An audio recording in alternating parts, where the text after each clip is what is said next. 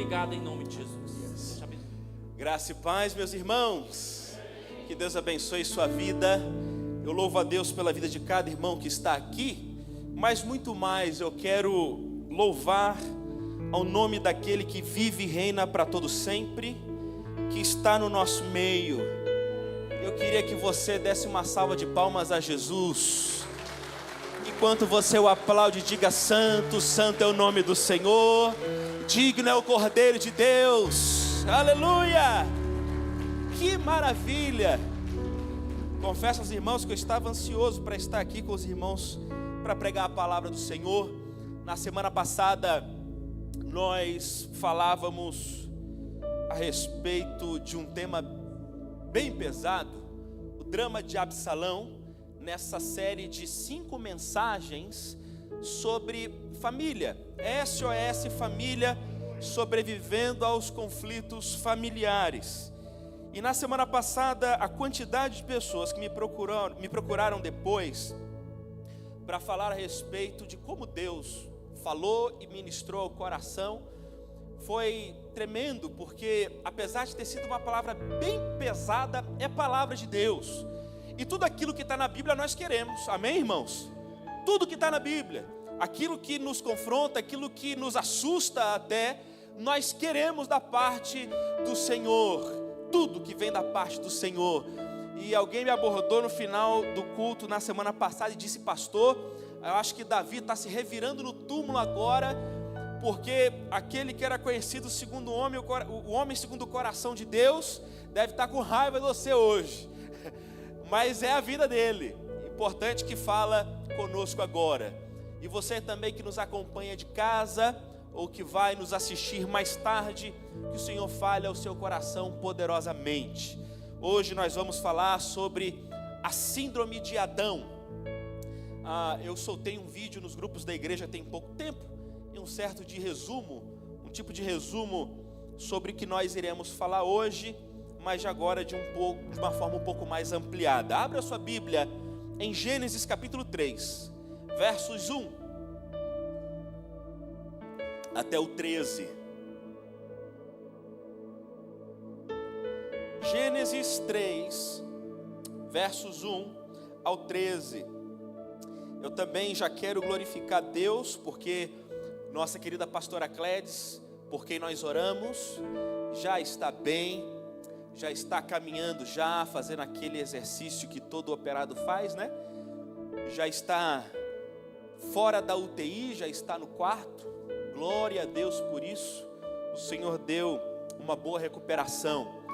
E na última vez que eu a visitei, ela estava ainda com um tubo, entubada, para poder receber toda a medicação em paz. E ainda acordando, me respondendo. Você vê a diferença da mulher para o homem, né? Quando o Donaldo estava saindo do tubo, né, sendo estubado, era um desespero. Ele deve estar me assistindo agora, rasgando coxa, amarrado na cama. Eu falei: rapaz, o negócio foi difícil. Pastora Clédia com aquele tubo, com o olho me olhando, eu falando: irmã, a senhora está bem? Ela fazendo assim, dando glória a Deus, chorando e orando comigo. Eu falei: rapaz, que coisa, né? Eu acho que as mulheres só vão descobrir como um homem sofre de verdade quando elas tiverem a mesma dor que nós sentimos quando temos uma gripe. Chega bem próximo da dor de parto. O homem sofre de um jeito tremendo. Imagina como é que Raquel não está sofrendo comigo, passando esse tempo de sinusite aguda, perto da morte, vendo o céu se abrindo. Glória a Deus pela pastora Clédes. Gênesis 3, do 1 ao 13. Mas a serpente, mais astuta de todos os animais selvagens que o Senhor Deus tinha feito, disse à mulher: é verdade que Deus disse: não comam do fruto de nenhuma árvore do jardim? A mulher respondeu à serpente: do fruto das árvores do jardim podemos comer. Do fruto da árvore, porém, que está no meio do jardim, disse: vocês não devem comer dele, nem tocar nele, para que não venham morrer. Então a serpente disse à mulher: é certo que vocês não morrerão, porque Deus sabe que no dia em que dele comerem, os olhos de vocês abrirão, e como Deus, vocês serão conhecedores do bem e do mal.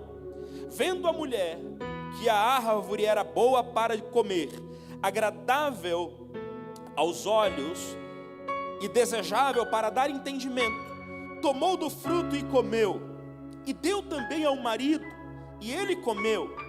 Então os olhos de ambos se abriram, e percebendo que estavam nus, costuraram folhas de figueira e fizeram cintas para si.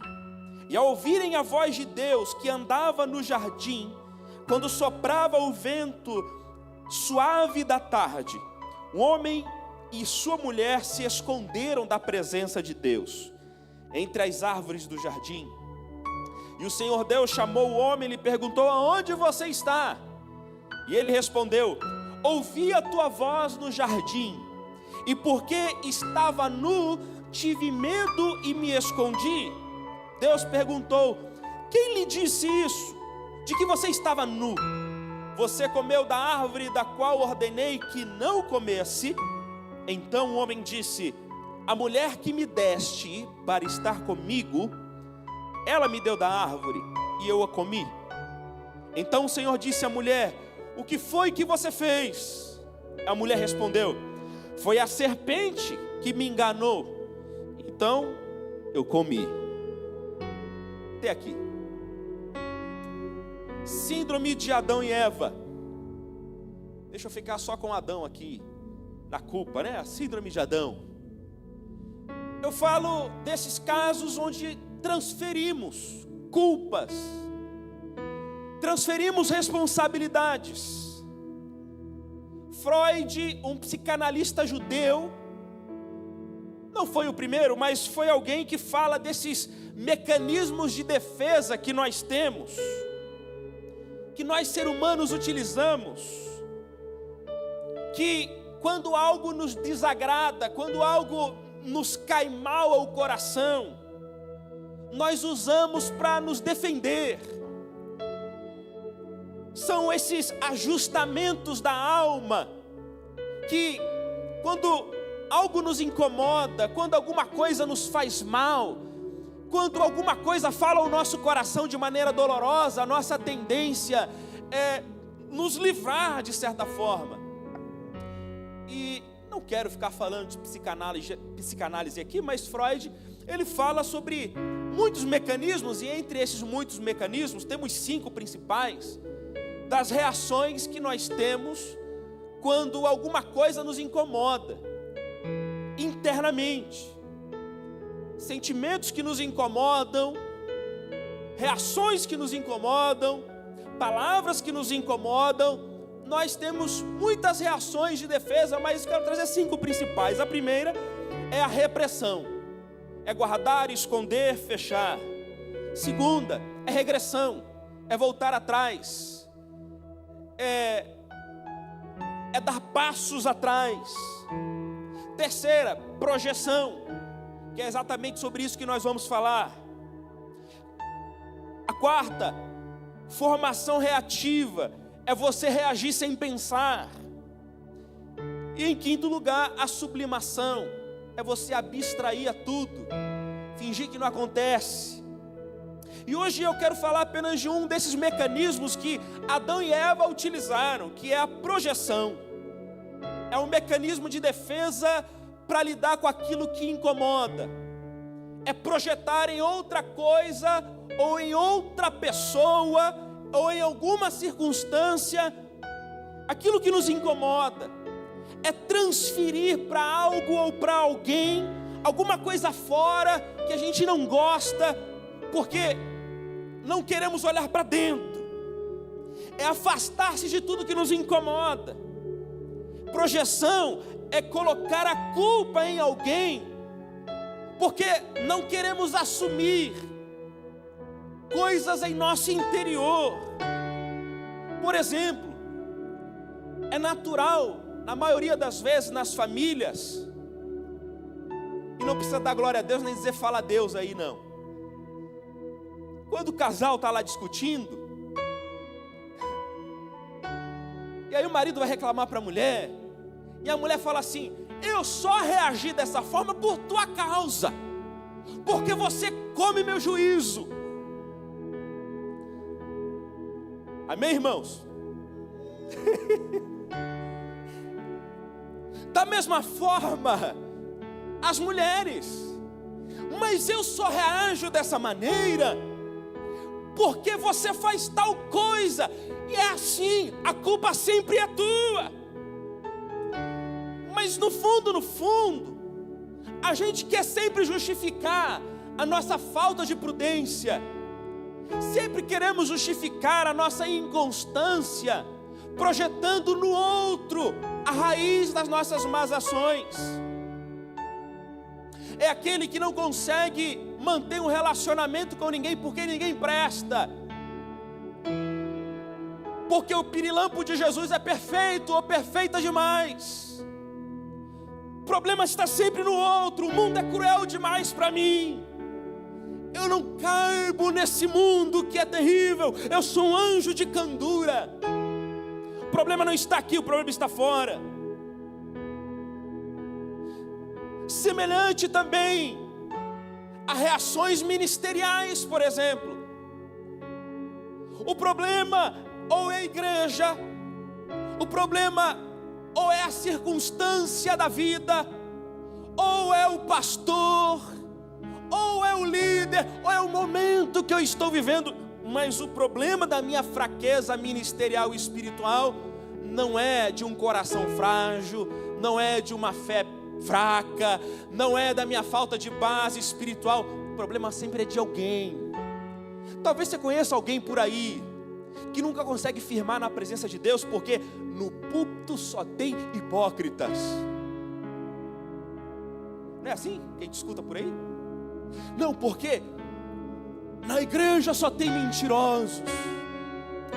Eu não vou mesmo e não participo mesmo, porque só tem gente que... Mas aí você justifica e projeta a sua fraqueza espiritual, a sua inconstância espiritual no outro.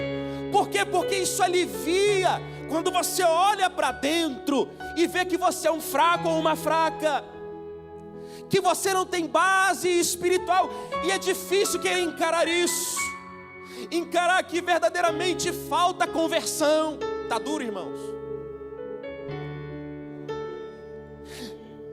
Não consegue enfrentar que o cerne da coisa não é o outro, é você no final de tudo. E aí você projeta: mas eu fui jogado, não fui reconhecido, minha mulher gritou, meus filhos não me obedecem, por isso que eu sou assim. A vida foi ruim comigo. Claro que a vida não é fácil para ninguém, e não digo que ela é, mas o problema é que a base do teu coração é fraca demais para suportar, e você não consegue admitir que você tem pendências com Deus, e seu mecanismo de defesa é dizer: o problema da minha vida é a mulher que eu casei, o problema da minha vida é o homem que eu casei. Mas engraçado que quando está no namoro é uma coisa linda, ignora todos os problemas. Ai, como fala bonito, ai, como se mexe bonito, parece uma garça, empinado, empinada. Naquele momento da paixão há uma cegueira, e esconde ali um narcisista, uma narcisista, um preguiçoso, uma preguiçosa, um fraco emocional. Aí depois, de repente, descobre: mas por que não viu antes? Na verdade, lá dentro havia uma carência, um vazio tão grande que você queria preencher e não abriu os olhos, e depois vai dizer para Deus: porque Deus não interviu, porque ninguém veio me aconselhar. Na verdade, você estava cego por uma carência tua dentro do seu coração e não percebeu. E no final das contas, o problema é o marido que me deste, o problema é a esposa que me deste.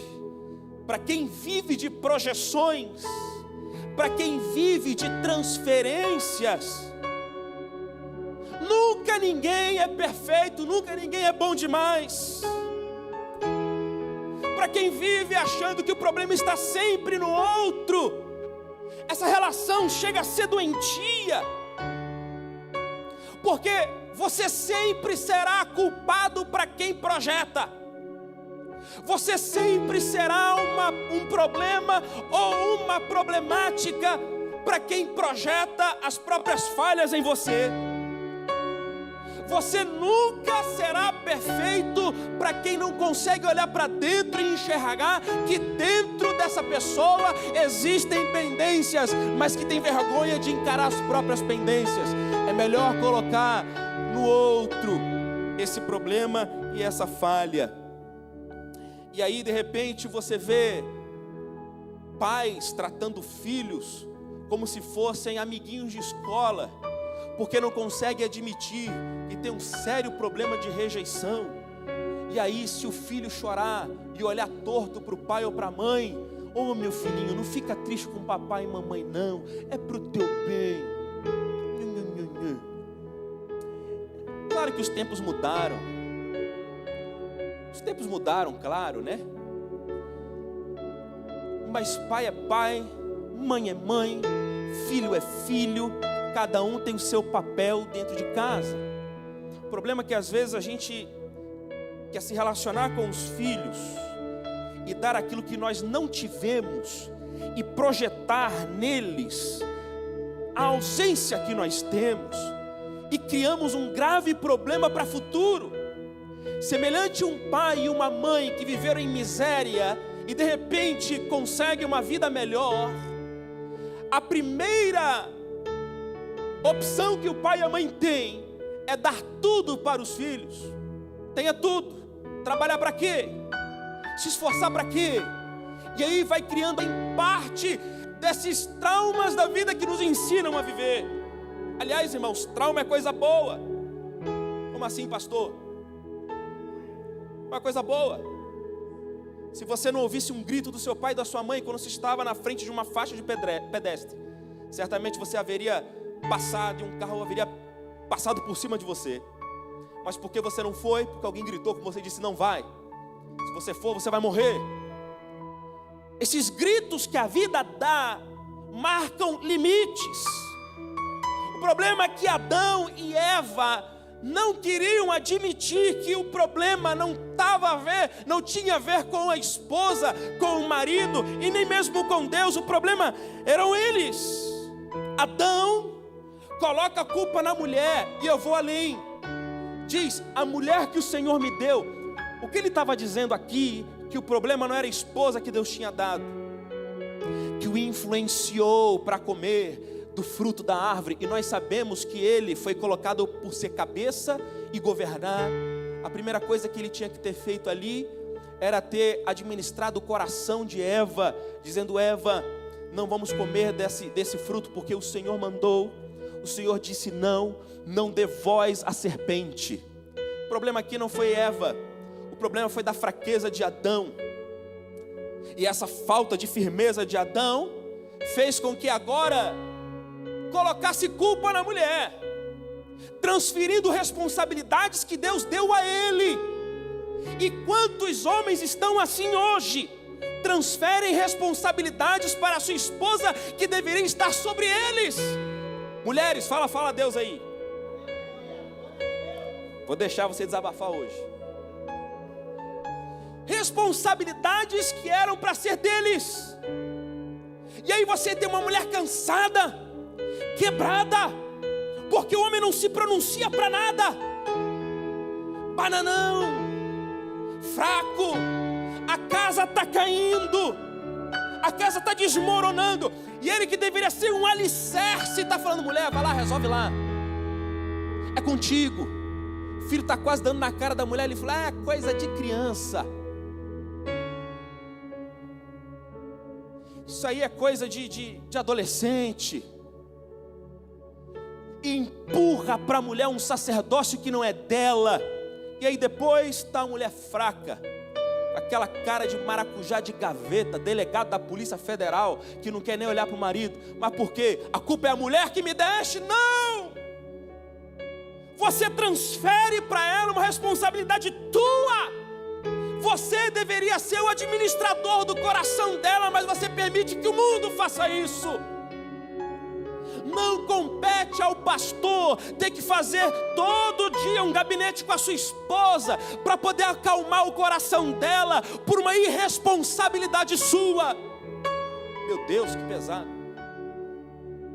Homens, para piorar, Adão diz: a mulher que tu me deste, além de falar que o problema foi a mulher, está dizendo que o problema foi Deus. Deus, a culpa na verdade foi tua, porque eu estava de boa na lagoa, no meu jardim, peladão, às margens do rio Eufrates. Estão gravando isso, né? Nu, com a brisa ali. De repente eu durmo. O senhor achou que eu estava com a vida boa, a vida ganha. O senhor está feliz demais. Aí acorda, fizeram uma cirurgia nele, e está lá a mulher, osso dos seus ossos, carne da sua carne. A culpa na verdade, Deus, foi que o Senhor me deu uma mulher. Eu estava muito bem, não haveria tentação se não fosse ela. Será que não? Será que não? Vamos embora falar com a mulher também. Eva, o que você fez com o pobre Adão? O inocente do Adão, Eva. Que malvada que você é, Eva. Tadinho do Adão, aquele santo. A Eva faz o quê? Senhor, culpa não é minha não. A culpa foi da serpente. Mas peraí, a culpa é de ninguém, é verdade? De quem é a culpa aqui? Porque eu dou uma ordem, eu digo que tem que funcionar assim, e vocês invertem tudo. Adão disse que a culpa é tua, e disse que é minha. Eu quero saber se eu falei alguma coisa contigo. Você disse que foi da serpente. A serpente fui eu que criei, então eu sou o culpado de tudo nesse jardim aqui. Oh, santos que vocês são! Sempre tem dois lados a mesma moeda. Adão tinha uma certa razão, mas não toda a razão. Eva tinha uma certa razão, mas não toda a razão, porque a ordem foi dada para os dois. E ela chega agora e fala: foi a serpente, Senhor. O Senhor criou aí um bicho desse jeito. Pode alguma coisa boa vir de um bicho rastejante, esquisito desse? Pode, me fala. O Senhor criou a serpente, astuta. Ela me enganou. Ela me disse que aquela árvore eu poderia comer, que não morreria. É o tipo de armadilha, irmãos, que a gente sabe. É uma casca de banana do outro lado da rua. Aí você vai andando, uma casca de banana, irei escorregar, veja como estou escorregando. Ela sabia que iria escorregar, sabia. Tem gente que se afunda, que cai com a cara no chão e diz: por que aconteceu? Será que a palavra de Deus não disse antes? E aí agora a culpa é de todos, menos da tendência do coração. E aí diante do confronto, Adão transfere. Diante do confronto, Eva transfere. Projeta a culpa fora, para poder fugir do julgamento de dentro. Porque nós somos os mais implacáveis julgadores. E aí diante da tua falha moral e espiritual, a tendência é que você procure algum culpado. Eu estou como estou porque não sou assistido. Eu sou o marido que sou porque a mulher, ela faz tal coisa, porque os filhos são assim, porque o mundo é terrível, porque não tem emprego. No fundo, o problema não é nada disso. Você procura uma justificativa externa para não ter que lidar com a dor de olhar para si mesmo e dizer: o problema sou eu. E o que mais a palavra de Deus faz com a gente é confrontar. Se você realmente tiver coragem de ler a Bíblia, leia a Bíblia. Se você realmente tiver coragem de ler a Bíblia, de Gênesis a Apocalipse, Deus vai dizer algumas coisas para você. Você não presta. Você não é tão bom quanto você pensa. Você não é vítima quanto você pensa. Você não é o pirilampo iluminado da sua casa. Existe mais maldade aí dentro e você não sabe. Tanto é que Davi, ele chega até Deus e diz: Deus, vê se há em mim algum caminho mau. Se lá no fundo, quando o Senhor sondar, perceber que existem coisas que nem mesmo eu conheço, arranca de mim e me coloca no caminho da eternidade. Porque Davi sabia que ele, em potencial, tinha uma grande ofensa em seu coração em relação a Deus. Então, diante do confronto, e hoje Deus te trouxe aqui, e talvez você entrou aqui para colocar a culpa em alguém. A razão de eu estar fraca espiritualmente, mal no meu relacionamento com família, conjugal, com os filhos, a culpa é sempre de alguém. Agora dá uma olhada para dentro. Será que você não está projetando, que você não está fazendo esse ajustamento emocional e espiritual para não ter que lidar com a sua fraqueza espiritual, emocional, e sempre alguém tem a culpa do fraco e da fraca que você é? Todas as vezes que a sua vida estiver sendo estremecida, antes de procurar um culpado externo, olha para dentro de si e veja quais são as brechas que existem em meu coração. E é isso que Jesus nos ensina o tempo inteiro, porque mais fácil é fugir, é mais fácil você mudar de ambiente, é mais fácil você trocar o casamento, é mais fácil você esquecer filhos. E quantos pais, aliás, quantos filhos estão órfãos de pais vivos? Fala-se muito da mulher que aborta, mas quantos pais abortaram filhos sem matar? Simplesmente foram embora. Por quê? Transferindo o desejo de ser livre no mundo, o desejo de não ter responsabilidade com nada, de não crescer, de não ser adulto, porque rejeita a ideia de ser um adolescente de 50 anos de idade. Mas deixa abandonar a filha, abandonar a esposa, deixa ela sozinha com os compromissos e com as responsabilidades, porque eu quero ser um meninão de 60 anos de idade. É mais fácil fugir, é mais fácil virar as costas, é mais fácil deixar. Agora olha para dentro, veja a sua imaturidade, veja como você não cresceu. Gente de 30 anos, 40 anos, 50 anos, não conseguem firmar num relacionamento, não conseguem firmar em um trabalho, não conseguem se firmar em Deus, sempre tem um problema. Qual é o problema? Será que está todo mundo errado e só você certo? Talvez o problema e a resposta esteja em seu coração. Está doendo, né, irmãos? Vai ficar melhor. Pode dar um glória a Deus aí para ajudar o pregador? Aleluia. O povo dá um glória a Deus querendo tacar uma pedra no pastor. Pode ver que eu já fiz capoeira já, viu? A maioria das pessoas são assim. Adoecem a família pelas transferências, adoecem a esposa pelas transferências, adoecem o marido pelas transferências. Arão, Êxodo 32, 22, 24, olha o absurdo. Deus diz, olha só, Moisés, sobe aqui, vou te dar leis, vou dizer como é que você vai conduzir esse povo, responsabilidade sua. Quando você vier, o seu irmão Arão vai cuidar das coisas aí, beleza, sobe aqui no Sinai. Ele sobe ao monte, Deus se revela. Quando ele desce, tem um barulho de festa no arraial, uma música esquisita tocando. E quando vê Moisés, tem um bezerro de ouro feito, e o povo adorando aquele bicho, porque Jeová já era conhecido muito antes do povo de Deus entrar em Canaã. E a figura, a iconografia de Jeová na época era um touro, e o povo quis fazer uma imagem de Jeová e fizeram uma escultura de ouro de Jeová. Aqui está Jeová, vocês não estão vendo, mas aqui está a representação dele. Mas Deus disse, não façam isso. Quando Deus vê aquilo, ele fica irado, morre um monte de gente. E aí agora Deus vai falar com Arão através de Moisés. O que é que você fez, Arão? Qual é a resposta de Arão? O líder que ficou no lugar.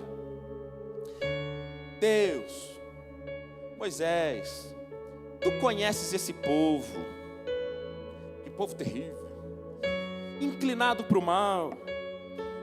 Olha, desculpa, eu peguei o ouro do povo, joguei no fogo, é literalmente isso, viu? Estou lendo.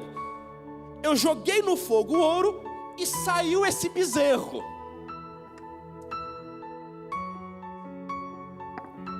Ou seja, você pega o ouro, joga no fogo e pulou um negócio bem esculpido, bem feito. Não fui eu, Deus, a ideia não foi minha, caiu ali e saiu.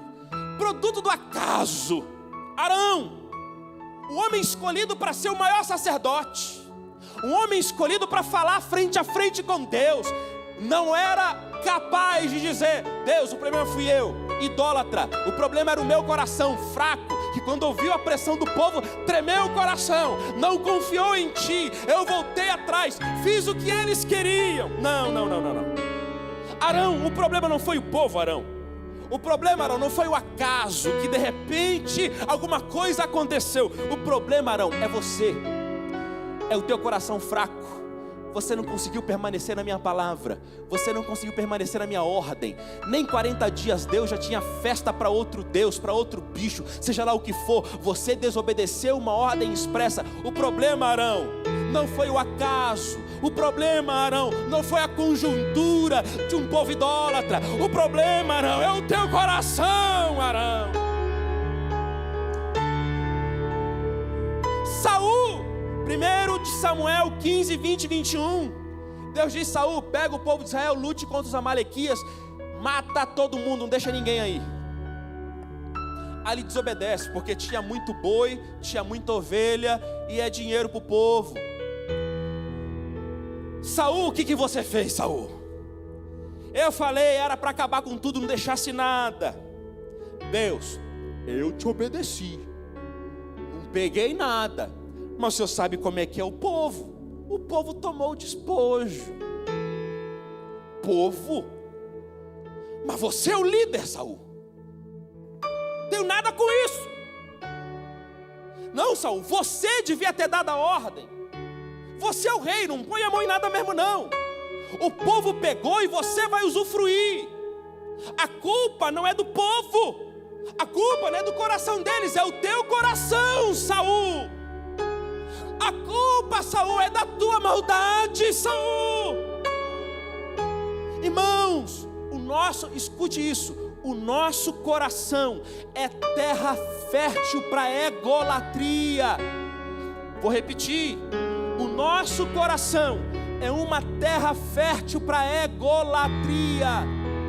Adoramos quem nós somos, amamos as nossas feridas, e achamos muitas vezes que aquilo que nos sobreveio no passado é razão para usarmos contra o outro, porque afinal de contas fui vítima do que me aconteceu. Aí eu pergunto, aonde está a cruz no meio do caminho? Aonde está a verdadeira transformação? O que mais escuta em gabinete, pastor, eu sou grosso com a minha esposa assim porque eu não tive amor, ela tem que me entender como eu sou. O que eu mais escuto é mulher dizendo, pastor, eu sou essa cangaceira de saia mesmo, porque na minha época meu pai nunca me deu nem um abraço, era só tapa no meio da venta, ninguém nunca me amou, então eu não sei dar. Mas peraí, aonde está a cruz?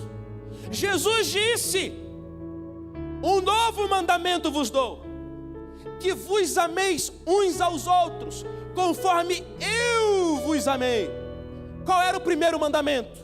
Ama a Deus sobre todas as coisas e o próximo como a ti mesmo. Aí vem Jesus dizendo, não, agora o novo mandamento é o seguinte, o amor que você vai dar para o outro, não é o amor que você tem a si mesmo. O amor que você vai dar para o outro, é o amor que Jesus tem pelo outro. Porque muitas vezes você não sabe se amar, e aquilo que você tem para entregar realmente é o restolho. Então, você não vai entregar para sua esposa e para o teu marido, para os seus filhos, o amor que você aprendeu. Olha para o teu coração, olha o estrago que foi feito aí. Não é isso que você vai dar para a tua família.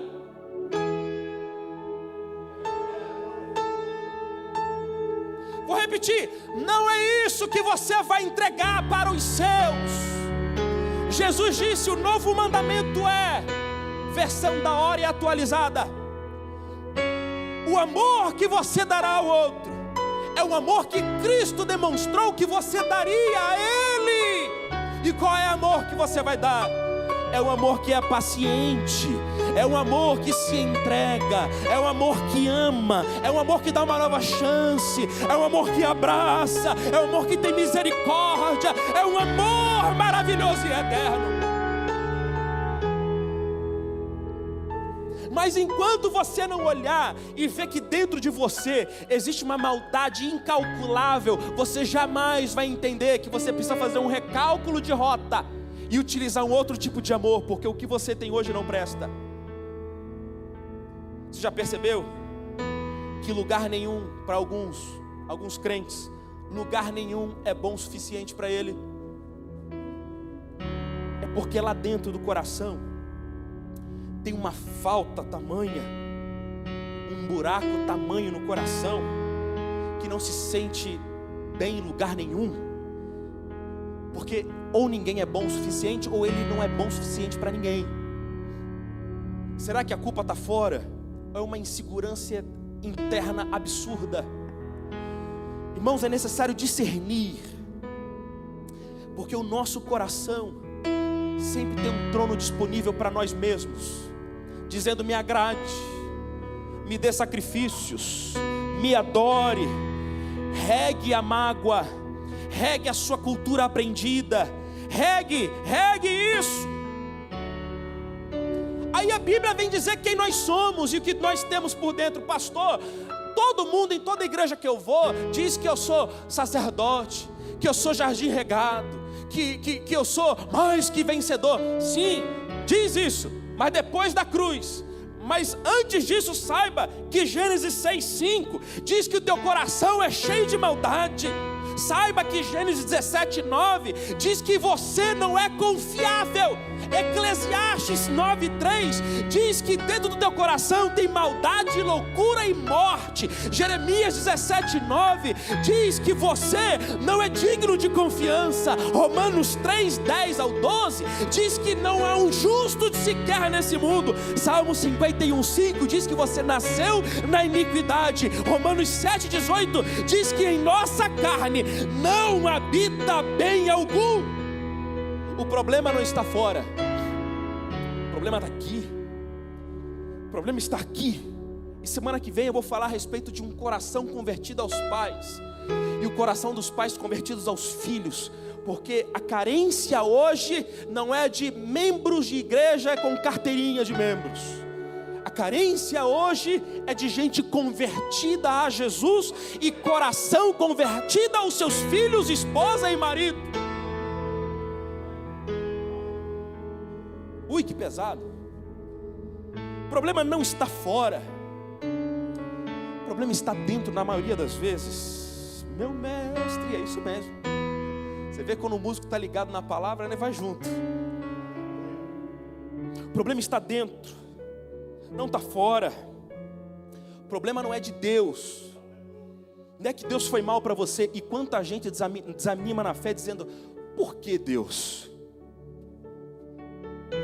Aí você já parou para pensar que na verdade não é porque Deus, porque eu fiz, porque eu agi, porque eu me omiti, porque eu permiti que meu coração tivesse tanto orgulho, porque eu me empanturrei com tanta palavra do diabo e acreditei nela, porque eu permiti que a educação dos meus pais, e glória a Deus pelos nossos pais, mas muitos deles não sabem amar, não aprenderam a amar. E eu fico feliz quando vejo uma família harmoniosa, mas não é regra. Parece que no Brasil a maioria das famílias são disfuncionais e quebradas. E aí você aprende o quê? A herança que você recebe, na maioria das vezes, é pior, é violência, é abandono. Eu sou filho de pais separados, eu sou filho de uma família onde tinha violência e abandono doméstico. Eu sei o que é, mas quando eu passo pela cruz, isso tem que ficar para trás. Minha filha Rafaela vai aprender a ter um pai que ama e ensina com amor. Ela tem que aprender. Aqueles que vêm depois de nós não podem receber aquilo que nós temos de pior no nosso coração, porque o dia que o Senhor nos alcançou, limpou a nossa alma, limpou o nosso coração, limpou a nossa mente. Temos uma mente de Cristo, o coração de Cristo, a nossa conduta é de Jesus, e aquilo que nós transferimos para o outro não é culpa, é bênção sobre bênção, graça sobre graça. Nós abençoamos a nossa casa. Assuma a culpa. Assuma a culpa pela ferida aberta no coração dos seus filhos. Assuma a culpa da dor que você provocou no coração da tua esposa e do teu marido. Porque quando você assume, você não diz ela que se vire ou ele que se vire com essa dor. Não, você se torna responsável. E você vai até ele ou ela e diz: meu amor, assim como Jesus me perdoou e me transformou, me perdoa, e vamos ser transformados de glória em glória. Que o sangue de Jesus apague o nosso passado de dor, que o sangue de Jesus mude a nossa conduta, porque a partir de agora muda, a partir de hoje seremos diferentes. Eu não sou produto daquilo que minha família foi. Ai, se eu fosse, era para eu ser um traficante, era para ser um divorciado, era para ser um violento, qualquer coisa eu poderia ser.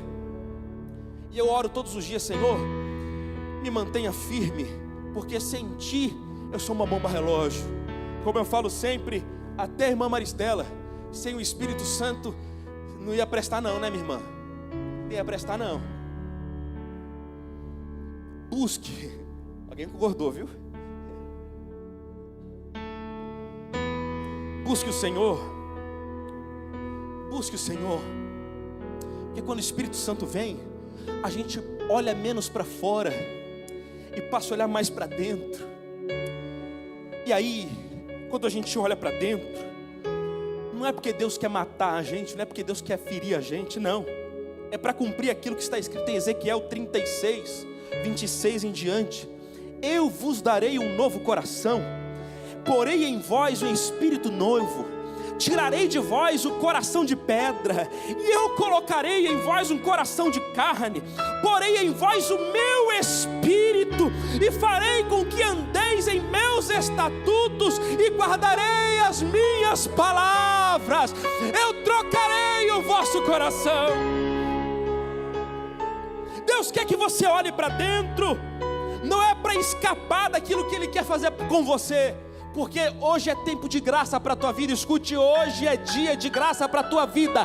Hoje é dia de graça para a tua família. Não transfira a culpa. Chegue até a cruz de Cristo e diga: Deus, é comigo a coisa. Não, o problema não é a minha esposa. O problema não é a circunstância da vida. Sou eu, Deus, inconstante e fraco.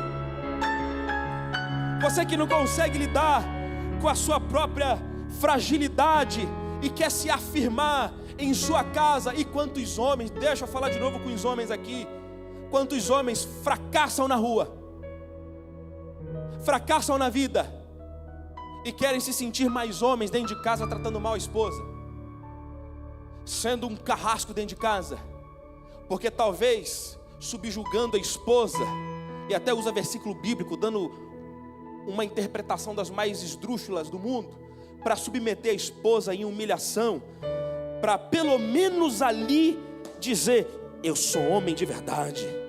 Não, olha para o teu coração e veja que você na verdade é um fracassado, um frouxo, um banana, que não aprendeu com a vida, não aprendeu com Cristo o seu papel. Rapaz, eu vou apanhar quando terminar esse culto aqui. Da mesma forma, você, esposa, não fica falando e achando que você é tão fechada assim, porque você não sabe amar. Porque se você não for assim, o homem monta, ele domina. Ninguém gosta de conviver com um cangaceiro de saia. Ninguém aguenta. Ninguém suporta uma mulher rixosa. Olha para você, leva pro exército logo, né? Hã? É verdade, é melhor morar no deserto. Está escrito. É melhor morar no deserto do que estar casado com uma mulher rixosa. O que é rixosa? Reclamona, nada tá bom, tá tudo muito ruim. Eu só peço, irmão Arius, quando terminar o culto, me escolta até o carro, por favor. Isso. Irmão Roberto também me ajuda ali no final, viu? Me ajuda. Alessandro também, mestre de jiu-jitsu, me ajuda depois no final. Carlão. Porque quando você olha para dentro, você vai ver quão mal é. Mas tem uma palavra para você. Não projete a maldade do seu coração no outro. O outro tem nada a ver com aquilo que você tem aí dentro. Tem nada a ver. Não dê o resto. Não dê a ferida. Dê aquilo que Jesus quer dar para você. 2 Coríntios 5,17. Se alguém está em Cristo, nova criatura é. As coisas antigas já passaram, eis que foram feitas novas. Tudo provém de Deus, que nos reconciliou consigo mesmo por meio de Cristo e nos deu o ministério da reconciliação. Deus chamou você nessa noite para se reconciliar com a tua casa e dizer: a culpa é minha, eu assumo, me perdoa, vamos voltar para a cruz. Só faz isso se você é macho de verdade e mulher de verdade. Porque homem de verdade não é o que fala mais grosso, não. Mulher de verdade não é o que mais risca o facão no chão, não. Homem e mulher de verdade é quem se submete à cruz de Cristo. Porque para se arrepender, tem que ser muito carne mesmo para se arrepender. Tem que ser muito corajoso para voltar atrás. Mas aí você não consegue engolir o seu orgulho. 1 João 1,9. Se confessarmos os nossos pecados, Ele é fiel e justo para nos perdoar e nos purificar de toda injustiça. E aí você, filho, quando teu pai vai falar com você, tua mãe vai falar com você, você diz o quê? Quem é você? Você não tem moral. Pai, você vai fazer o seguinte: pega o teu filho e diz: filho, realmente eu não prestava, mas confessei o meu pecado a Jesus. Ele me perdoou, e tudo que eu te falo hoje é o Senhor que está mandando. Obedece à palavra de Deus, porque eu também me submeto. O problema é quando o pai e a mãe não andam segundo a palavra de Deus e transfere para o filho só o lixo, e o que você vai ter é filho lixo, filha lixo, até que você se arrependa dos seus pecados. Meu Deus, que coisa forte. Atos 3,19. Arrependei-vos, pois, e convertei-vos, para que sejam apagados os vossos pecados. E aí você já não consegue mais pegar a sua família e levar para a igreja. E qualquer igreja que você vai sempre tem um problema. A pergunta é: será que o problema é a igreja? E você não consegue achar identidade nenhuma em lugar nenhum. Por quê? É porque a sua identidade em Jesus Cristo está com problemas. E aí Davi, depois de pecar, ele vai até Deus e faz uma oração que eu gostaria que você fizesse nessa noite. Cria em mim, ó Deus, um coração puro. Renova em mim um espírito inabalável, que não se move com as circunstâncias. Se eu perder, seguro estou em Ti. Se eu ganhar, não há vaidade, seguro eu estou em Ti. Se eu for honrado, glória a Deus. Se eu perder, glória a Deus. O que a minha esposa vai ouvir é louvor de gratidão a Deus. O que meus filhos ouvirão é louvor de gratidão a Deus. Se eu estiver sozinho, o meu Senhor está comigo. Se eu estiver acompanhado, glória a Deus pela bênção.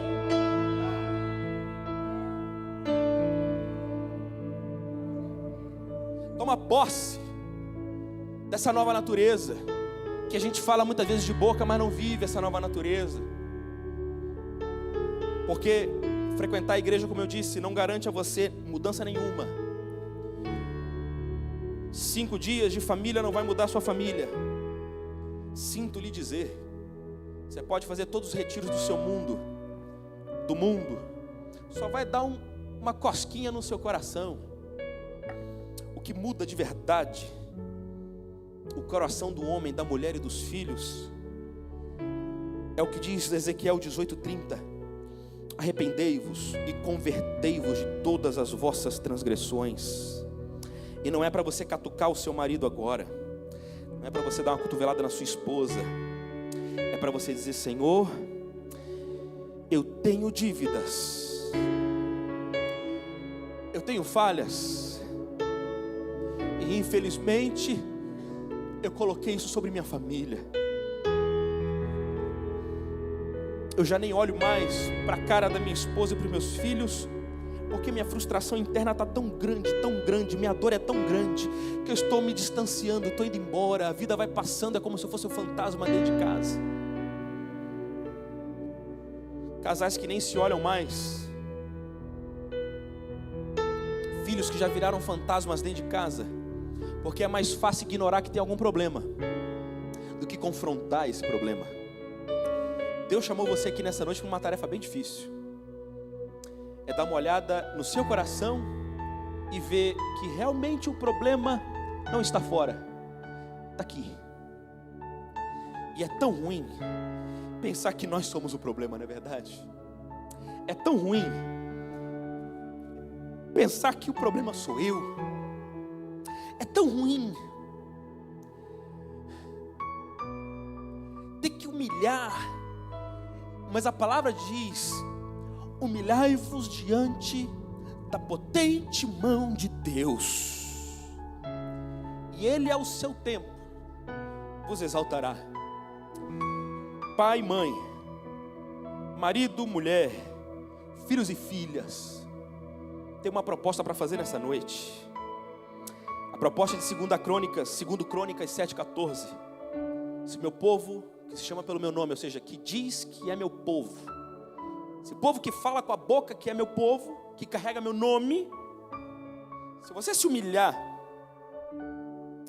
orar, me buscar, se converter dos maus caminhos. Sabe o que é converter? Motorista aí sabe, conversão à direita. Um dia eu fiz um meme, tinha uma placa de conversão à direita, eu fui lá pedir para tirar uma foto, eu ajoelhei na placa, estava eu lá me convertendo na placa. Deus quer que você mude sua direção. Converter é mudar de direção. Talvez você veio até aqui fazendo tudo do mesmo jeito, vivendo da mesma forma, e achando que alguma coisa vai mudar na tua casa. Não vai mudar. Tem coisa que você não resolve na oração, tem coisa que você resolve na inteligência, na disposição de agir. Mas você só vai agir se você se humilhar. Você só vai se humilhar se arrancar o orgulho do seu coração, se você descobrir que não é tão bom quanto você imaginava. Pode ser pastor, pode ser bispo, ainda bem que tem um aqui para apontar o dedo, bispo. Tem mais 4 para mim aqui, mas tudo bem. Diácono, evangelista. Você pode ser o arcebispo, o arcanjo, se aqui existe um trem desse. Apóstolo, que agora tem apóstolo também. Heresia danada. Apóstolo.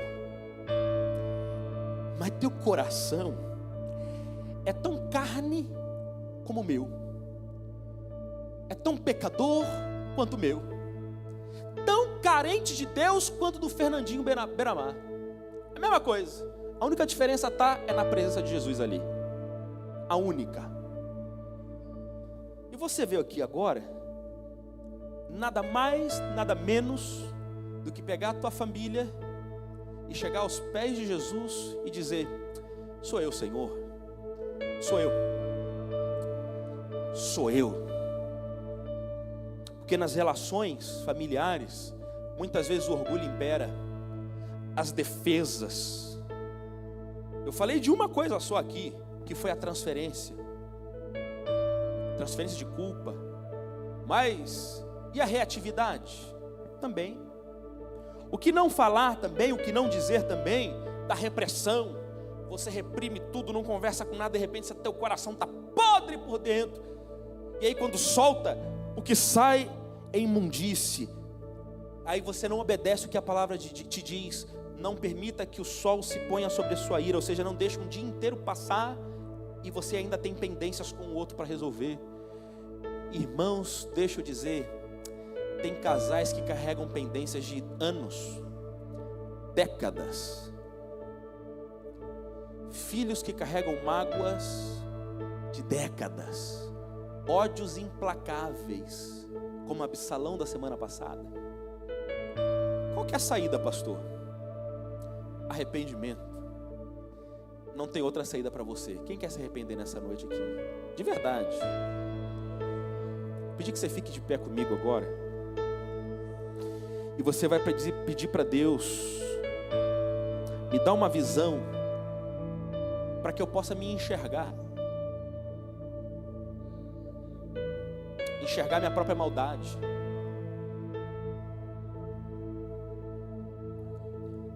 De onde vêm as pulsões da alma, os impulsos, os comportamentos errados do casal, dos filhos? De onde vem? Se não da maldade do próprio coração.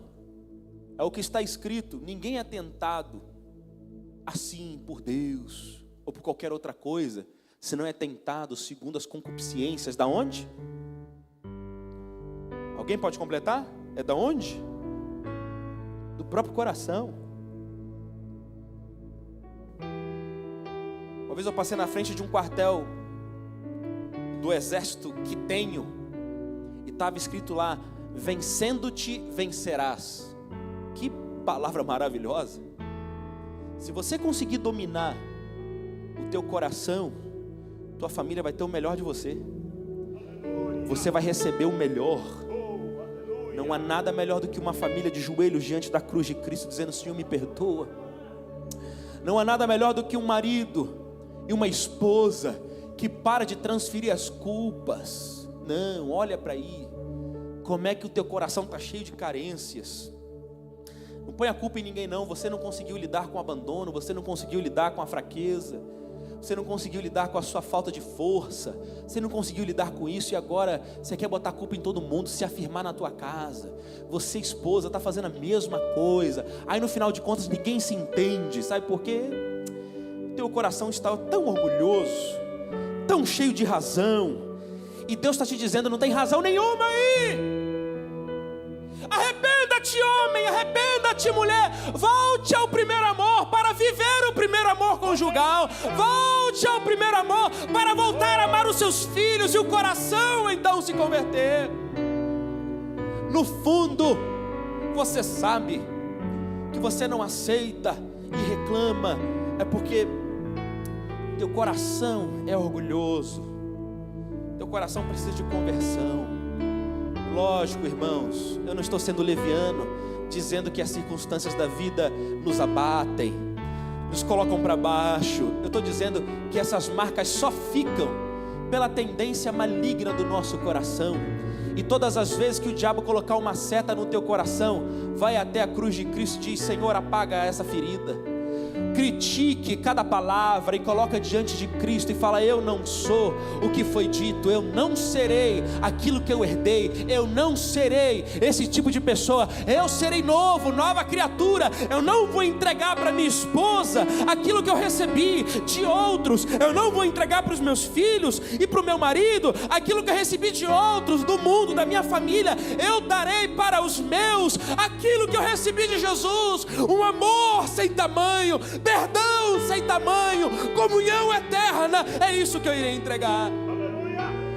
Se você tem coragem e quer fazer isso nessa noite, eu peço que você pegue alguém da sua casa e traga aqui à frente, ajoelhe ou abrace, o que você quiser, e publicamente você vai dizer: Senhor, eu me arrependo, renova o meu coração, me dá um novo coração, para que o meu coração purificado me dê a melhor versão para minha família, me dê a melhor versão para minha esposa, a melhor versão para o meu marido. Oh Deus, que a igreja tenha a melhor versão minha. Eu não quero mais ser inconstante, botar culpa em tudo e todos, querendo encontrar uma razão para minha inconstância, minha fraqueza. Não, a razão para isso tudo sou eu que preciso nascer de novo. Sou eu, Senhor. Me mergulha na água do teu teu Espírito e me renova nessa hora. Aleluias. É só para quem tem coragem. Arrependimento é só para quem tem coragem. Arrependimento é só para quem tem coragem. Chega mais perto para poder dar lugar para os outros. Aleluia. Arrependimento é só para quem tem coragem.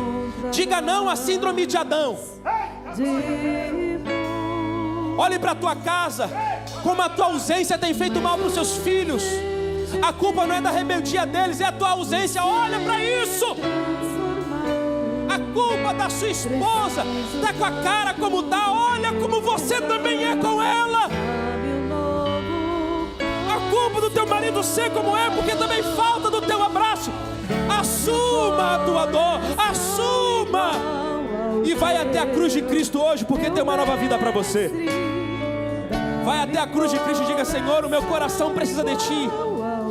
Eu preciso de Ti, Senhor. Eu preciso de um coração novo. Minha família precisa de um novo marido, de um novo pai, de uma nova esposa, de uma nova mãe, de uma nova avó, de um novo vô, de um novo filho. A minha casa precisa de alguém convertido. A minha casa precisa de Ti. A minha igreja precisa da minha vida transformada. Agora, eu não vou orar. Eu não vou impor as mãos. Você vai orar pelo teu marido. Você vai orar pelos seus filhos. Você vai orar pela tua esposa. Deus te chamou para remir a tua casa.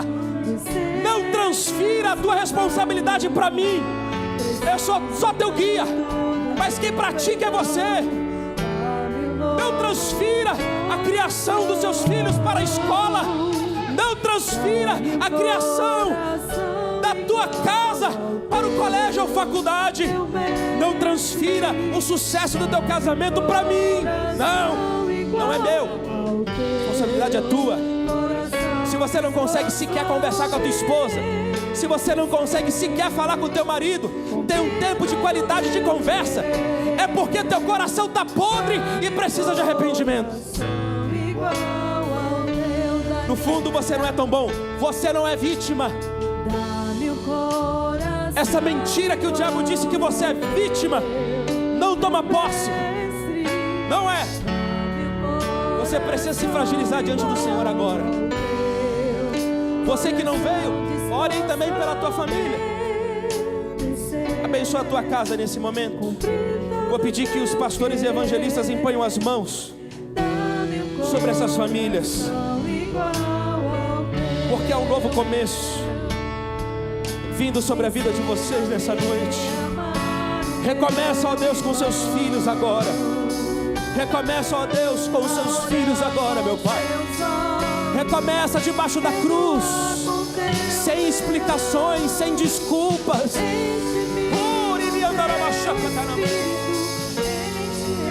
Sem justificativa, só arrependimento e graça.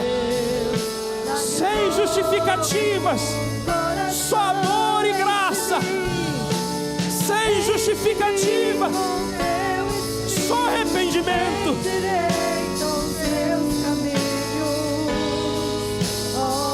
Sem justificativas, só arrependimento e uma nova vida. Sem justificativas.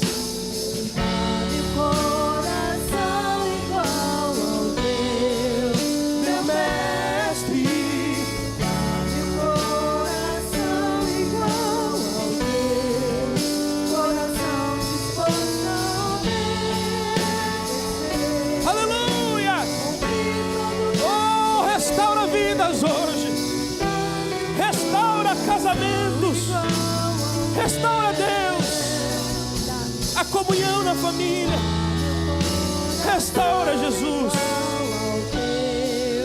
restaura, Senhor, restaura. O que o Senhor quer hoje não é justificativa, não é transferência, não é projeção de culpa. É arrependimento em cruz. A cruz sendo levantada sobre nossas casas. A cruz sendo levantada sobre nossas famílias.